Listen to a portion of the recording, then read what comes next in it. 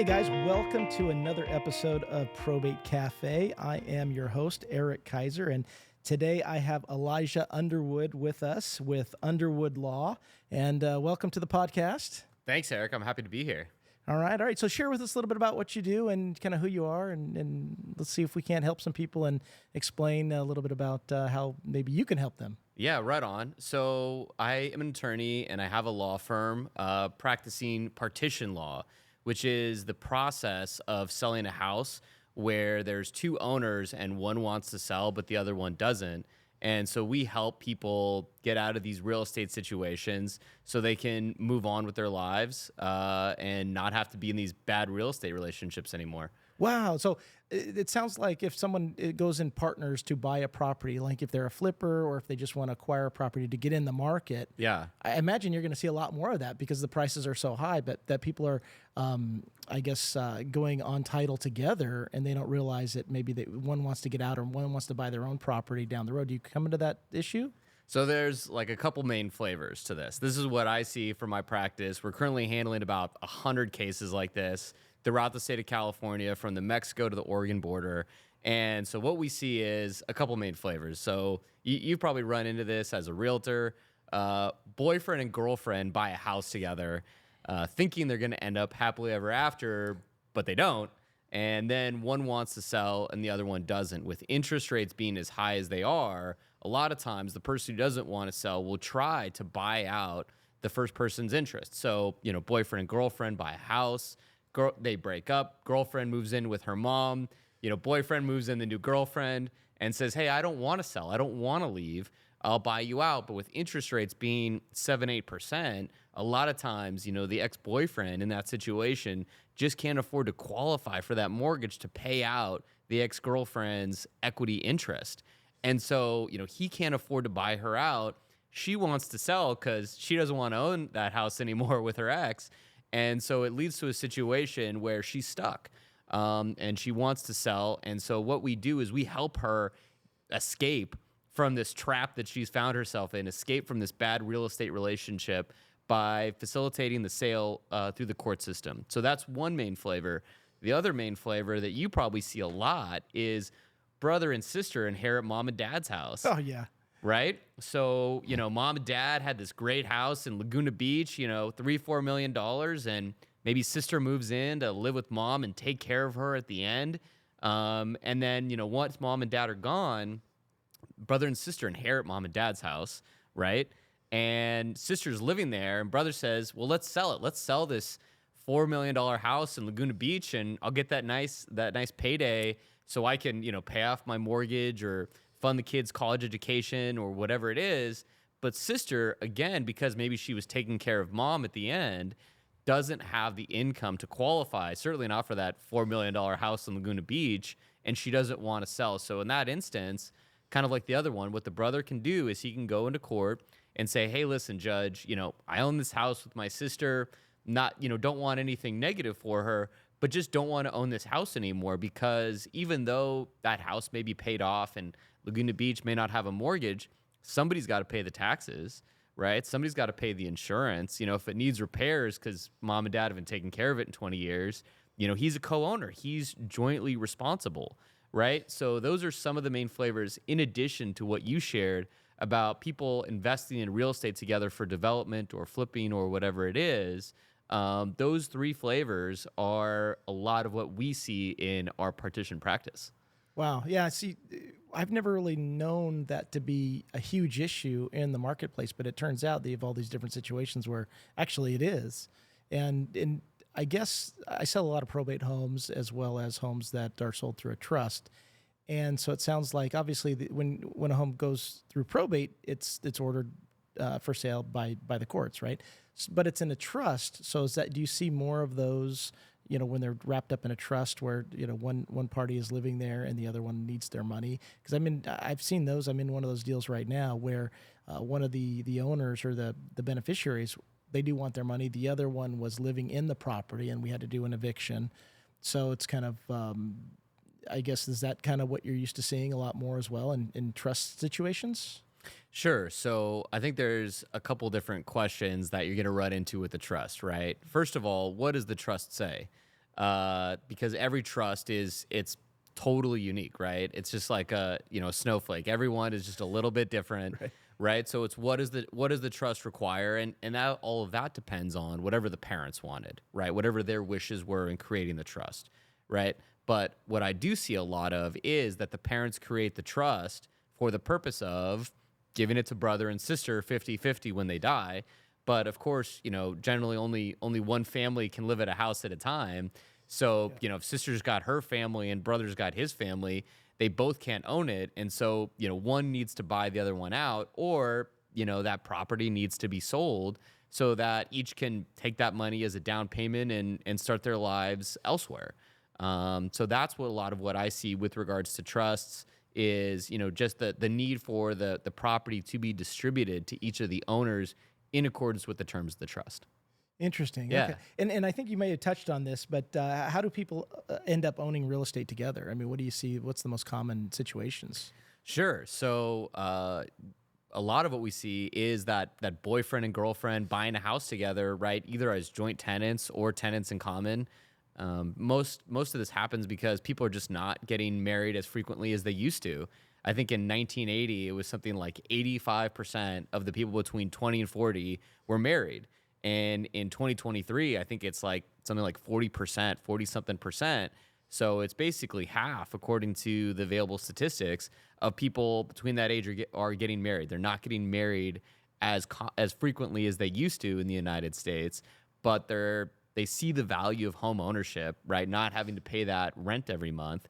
And so they're saying, well, I don't want to get married for various reasons, but let's buy a house together, not really thinking about, well, what happens if this doesn't work out, right? And so in those situations, they want to get divorced, but they never got married. And so that's what we do is we help people kind of escape from those situations where they feel trapped in a real estate relationship with their ex. So share with the audience if someone's in a situation where their boyfriend, girlfriend, Yeah. or whatever the situation may be, they want to purchase a property because that's the only way they can afford it. Can you help them set up something initially, kind of like writing the I guess the sale if it ever comes up? Like, how would that work? Because obviously you can review someone's financial situation and you can see if they're going to qualify for Right. something different. Can you help somebody with that before they even purchase? Right. Kinda like- No, it's a great question, right? It's exactly the question we need to ask. How do you solve this problem before it begins? And the answer is incredibly simple. It's called a prenup, right? Basically, it's the same type of thing that you have for marriages. Well, how do you resolve the marriage, if it needs to be wound up at the end? Well, you get a prenup, which just lays out what will happen in the event of a dissolution. Obviously, if you're not married, you can't get a prenup. It's something called a tenancy in common agreement. And a tenancy in common agreement just says that these two owners own this piece of real estate together, and should the relationship break down at any given point, that the parties have decided that this is how they will proceed with winding up that relationship and addressing any possessions of the relationship, right, including the real estate.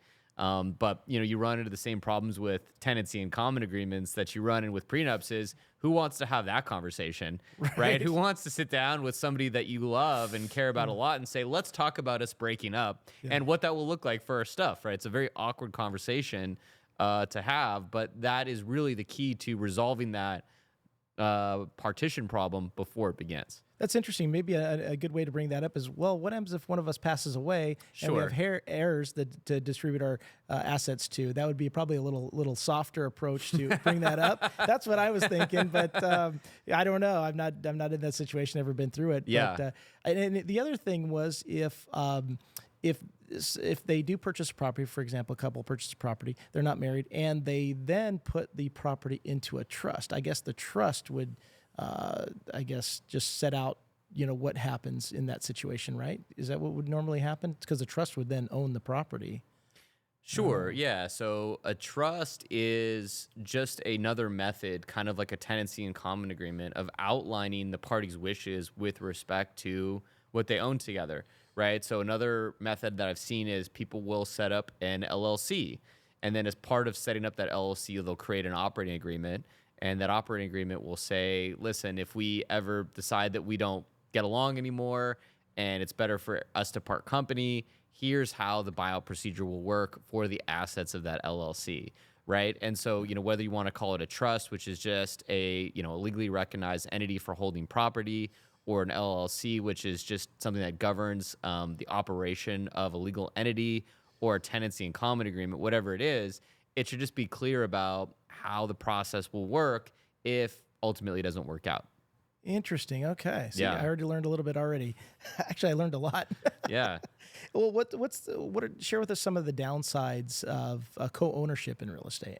Sure. There's a lot of different problems with co-owning real estate with people. So as we've discussed, when you own real estate with somebody else, both are liable for the taxes. Both are liable for the mortgage. If somebody gets injured on the property, both co-owners are technically legally responsible. Both are responsible for repairs. But the problem that I see, and the reason people call me for help, is they'll say, hey, I own this house with my ex-boyfriend, but he's not paying the taxes. Do I have to pay all the taxes? Or, hey, I own this house with my sister and she refuses to pay the insurance and I have to pay the insurance, and I'm worried about somebody getting injured because the maintenance isn't great on it. Or I own this house with my cousin that we inherited from grandma and it needs a lot of work, and they refuse to chip in their share. How do I deal with this? And under the law, there is no way to compel that co-owner to chip in their share. The only solution is to get out of the co-ownership relationship through a partition action, because you cannot compel them to chip in their fair share despite their ownership interest. That's so interesting. So I see your business expanding like really quickly in this market, just because I see that a lot. And until you're in that situation, you don't really see it out there. But I've seen so much now, being in the real estate field, selling real estate and going through these situations, that, wow, you just don't know how much people need your services until they need them, right? They don't even know they need them, or they don't even know there's an option. That's kind of what I see, because a lot of times, people will just sit there. For example, I have a client that in the same situation. One party was the parents had passed away, and they basically two owners, and one of the parties is still in the house and never fixed up the house. It was missing a window. A few other windows were broken. There's spray paint everywhere. Just didn't take care of the house at all. And I'm like, oh, okay, well, yeah. Well, after 3 years down the road, then they decided to do something, and it was just kind of an interesting situation. So I see that becoming more and more of an issue in the marketplace for sure. And it's just something you never think about. But there is hope. If you're listening and you're in that situation, there is hope for you, definitely. So Yeah, no, it's really been interesting having this practice, because people, I think to your point, will come to me and they'll say, I've been looking to escape for years. I feel like I'm held hostage in this real estate with this co-owner, my ex, my sister, my cousin, whoever it is, and I just keep paying and paying and paying, and I feel taken advantage of, and I felt hopeless. And they've asked, lawyers or realtors or title people, how do I get out? And everybody just says, well, you're stuck. And so I love what I do, because I have this solution that can get them from this situation where they're, just kind of in this abusive real estate relationship, this toxic real estate relationship, so they can move on with their lives and get their equity, so they can invest that however they see fit. nice. And what's a quick escape plan? Like what can someone do? Obviously, they would pick up the phone and give you a call for sure. Yeah. And then is it a pretty quick process, or what does the process look like? And say Yeah. if there's taxes owed and there's a foreclosure coming or a tax sale coming, how can you assist them with that, and either delaying that, or how does that all work? Sure. So the partition process is relatively straightforward and simple. So it basically only has 4 steps. Step 1, you file a lawsuit. That's a partition complaint. Step 2, the other owner has a right of first refusal. If it's a tenancy in common, it's not available for joint tenancies. So if it's a tenancy in common, the other owner has a right of first refusal to buy the property at an appraised price, which is just a process of value. An appraisal is just a process of valuing the property by somebody who's licensed by the state of California to make a fair market assessment. So that appraisal is done as part of step 2, and a right of first refusal is part of step 2. Step 3 includes selling the property if that other person can't afford to buy them out. So step 3, the judge will say, hey, listen, looks like you can't afford to buy it out. Let's sell it on the fair market, on the open market, and get fair value and divide the proceeds between the parties. That's where the word partition comes from. You may have guessed the word partition comes from the word parts, right? Okay. So it's just the idea of let's take the equity of the property, divide it into parts. Let's partition the property, because a judge is not going to physically saw that house into parts, right? Right, that right. that single family detached They're going to ranch paint a style red house. line down the middle of the house like you some. you get the north bathroom, you get the south bathroom, Right. right? So they divide the equity into parts and then distribute them in step 4. So it's just those 4 steps. So file the lawsuit, do the right of first refusal pursuant to an appraisal, have the property sold if the person does not buy it out under the right of first refusal, and then divide the equity in step 4, and that's basically it. And how long does that process take typically? Is it a year, year and a half, 2 years? What's your quickest and what's your longest that you've seen? Sure. So a lot of it depends on where are you in California. So, if we're here in Orange County, those cases can proceed rather quickly. Sometimes LA County can take a long time. Sometimes, San Bernardino County can take a long time. So it really just depends on the county in which the property is located. And that process generally, in a good case scenario, can run somewhere between 3 to 6 months. Oftentimes it can be up to a year, maybe a little bit more if there's some other complicated legal issues involved, generally involving, title concerns. But otherwise, that's kind of what we try to set as a benchmark at the firm, is to do them as quickly as possible under the law. So we try to get them done in 3 to 6 months if we can. Okay. And can you help negotiate with the lenders if someone decides not to pay the mortgage? Obviously, if there's a notice of default, can you work with them to get them to kind of hold off any foreclosure notices? So we always try to touch base with the lenders and see if they'll work with us on the payments pending the process. But really, I mean, the lender doesn't have to do anything, right? Okay. The mortgage in the situation generally requires each of the co-owners to pay until the mortgage is paid off after those 30 years or whatever it is. And so sometimes the holders of the mortgage, the bank, are willing to work with us. Sometimes they want to stick to the contract letter by letter. And, in those instances, there's not a ton we can do, but we do always make an attempt to talk to the bank and see if they'll work with us, given that it's a tough situation for everybody. Sure. Hopefully they would help, but Yeah. lenders, They want to get paid. Right. Yeah. And speaking of paid, who can file a lawsuit? Who can file the partition? Like, which party, or either party or both, or how does that work? Sure. So any owner of real estate can file a partition in California. A partition lawsuit only has 3 parts. Okay. Part A, you're an owner of real estate. Part B, you don't want to be an owner of real estate anymore. You want to get out. Part C is actually, that's it. There's only 2 parts. It's just very simple. Part A and Part B. I own some real estate. I no longer wish to. Judge, get me the heck out of here. That's all that's involved in a partition lawsuit. That seems pretty simple. Pretty much. Wow, interesting. Okay. Yeah. And when is a partition lawsuit needed? A partition lawsuit is needed whenever somebody is in a real estate relationship that just is not working anymore and they can't seem to reach an agreement with their co-owner. So one of the things that we always try to do at the outset is find out whether the other owner is interested in selling. If people don't need us, that's phenomenal. If we can negotiate a settlement prior to filing a lawsuit, that's great, because that's probably the best case scenario for one of those owners. But a lot of times, Eric, what happens is when I ask these questions, I'll say, listen, have you talked to your co-owner? Can you guys figure it out? And they say to me, Eli, we have talked it to death. I've been talking to these people for 5 years about some sort of buyout situation, and all I've gotten is more talking. I want an end to the talking. I don't want more talking. I want a solution. I want to get out. And we say, listen, if you've made a good faith effort to solve this, we're happy to help. We're happy to file that lawsuit in that instance, because then we are able to solve a problem that they are not able to solve themselves, right? And so we feel really good about that circumstance. But that said, when we serve the partition lawsuit on the other owner, we still send them a letter and say, listen, we would love to work this out with you. If you can work it out with us, terrific. If you don't, we have this legal process and we're happy to proceed according to law, but really it'd be in everyone's best interest if you'd work with us. Sure, and that's really good because you're actually providing some assistance without not having to kind of go through the whole process of the court process, right? So you're actually that's a really good service that you're providing. And here's a question: I know in some lawsuits, for example, does somebody win and somebody loses, right? In a partition, right? The person gets out, so one party loses, but can they hire another attorney to fight you if you're representing the person that wants to get out? Sure.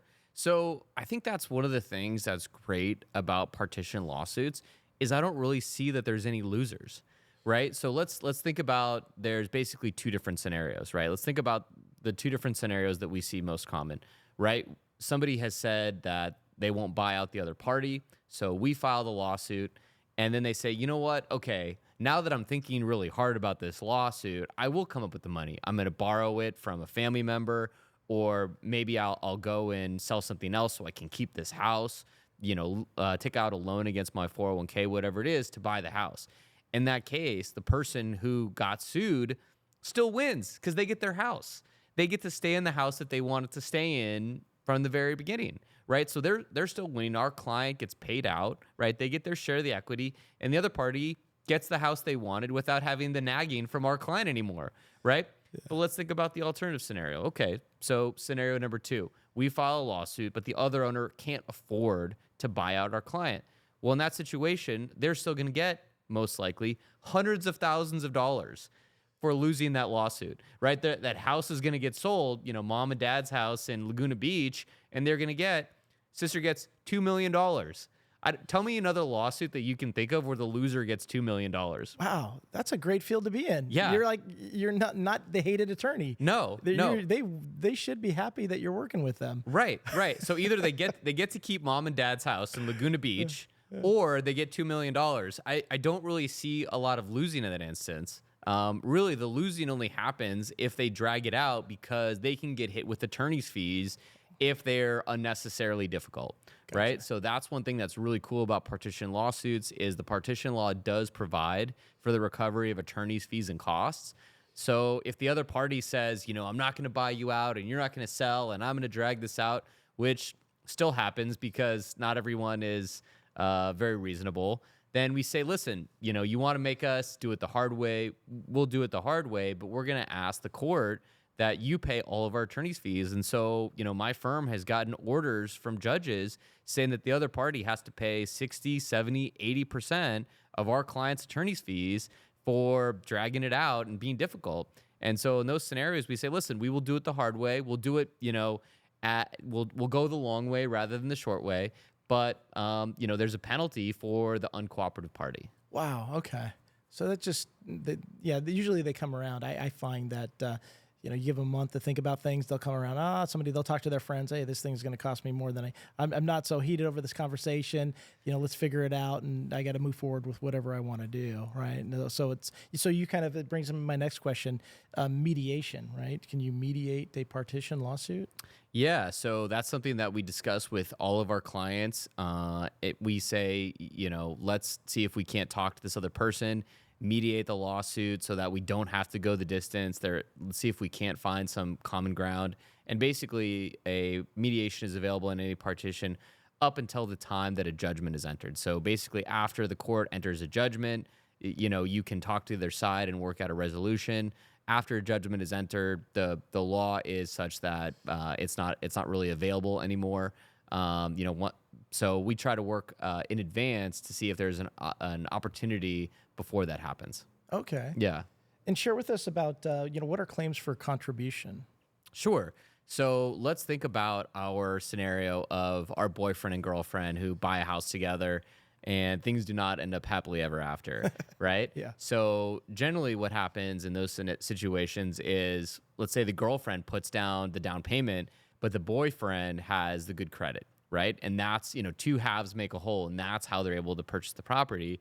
Well, the way the law is that the girlfriend can get back in a tenancy in common situation her share of the down payment, right? So before the equity is distributed, she gets back her initial down payment. So let me see if I can give you an example that using some rough numbers that make sense. So let's say boyfriend and girlfriend buy a house and it's $1 million house, and the note on it is about 500,000, right? They owe 500,000 on the mortgage. So technically, there's $500,000 to be split between the two of them, or 250,000 to our ex-girlfriend, 250,000 to our ex-boyfriend. Well, in the scenario I described, where the ex-girlfriend put down $100,000, instead of her getting 250, she would get 350, and the ex-boyfriend would get 150, right? So she's able to recoup her share of the down payment in the property as what's called a claim for contribution, or just a reimbursement claim. Interesting. Okay. And then, and as far as those fees, do you guys, since that you can determine if there's equity in a property, do you take contingency situations, or is there upfront fees involved in that, or? Sure. In a number of different cases where we feel like it'll make sense for both the clients and ourselves, we'll take certain cases on contingency, discuss that with those clients about the pros and cons of doing it on a contingency fee basis. But really, our policy is just to try to help as many people as we can in California, escape from these toxic real estate relationships. Oh yeah, they're out there. Yeah. And what is the kind of the standard, not the standard fee, but typical, like start to finish, what would it cost someone to exit out of that relationship? Yeah. So in many simple partition cases, a fee could be something like $5,000 to $15,000. Where the other side, doesn't throw up every single roadblock in the book. We can get them done pretty efficiently and expeditiously, pretty quickly. Obviously certain things will happen. We never know in any case. So it could be more, but I'm also happy where it's less, believe it or not. So there'll be instances where we'll have, a difficult sister who just refuses to sell, but we file the lawsuit and she says, okay, that's it. I don't want to deal with the lawyers. Let's just sell it. Yeah. Let's just resolve it. And, in those cases, the fees are very small because the case ends quickly, but we're still able to help those people by getting that lawsuit filed, getting that sister to think really hard about whether she wants to involve the lawyers in the first place. And so for me, that's still a win from my book. Oh, sure. Yeah. If you can help them without dragging them through all that stress, that's huge. Right. And so your firm, I think you've got what, 4 offices? Where's your offices located? Yeah, sure. So we've got an office in Newport, LA, Oakland, and Sacramento, and we're helping people in these situations escape from the Mexico to the Oregon border. Wow. And speaking of Mexico, obviously, I'm sure you have somebody on staff that speaks Spanish. Yeah, we do. We have one of our paralegals is a native Spanish speaker, so she's able to assist us with all of our Spanish-speaking clients. Okay. I run into that quite often where, because of the houses, the prices are so high that in certain demographics, we'll have people go on title. Well, we could have 3 to 4 people on a loan just to qualify. And that's very common. Somebody will put in some money, somebody have the credit, somebody have the job experience, and then you've got 4, maybe sometimes 5 people on title. And they may all live in the same property. But again, when the time comes when they want to branch out or do their thing, get married or whatever, buy their own property, I'm sure that's where those situations come up, is if they don't have an exit plan. That's I'm sure I'm going to see a lot more of that because of the prices of homes have risen so much. I think I'm going to see more and more of that. So I'm sure people will need your expertise down the road, or they should probably call you even before they decide to do that. So anybody listening, make sure you call the law office. And would you share with us, how does someone reach you, and what's the best way to get a hold of you? Sure, yeah. The best way to get a hold of us is probably through our website, which is underwood.law, and it has the phone numbers for each of our offices in LA, Orange County, Oakland, and Sacramento. And so any one of those numbers will get through to us. You can also reach out through the contact form on the website, send us a note, let us know what's going on, and we'll see if we're able to help. Perfect. Yeah.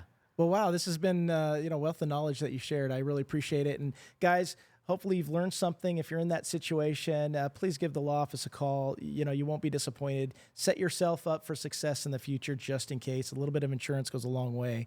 And I'm sure you'll be much happier about it. And you'll keep your relationships, whatever partnerships that you're in. You definitely want to, and it could be family, right? So you want to keep those relationships strong. So Guys, thanks for watching. Please feel free to like, comment, and or share this podcast video. It would help us out a lot. And again, thank you for joining us. It was great to have you on. Hey, great to be here, Eric. All right, take care. All right, take care. See you guys.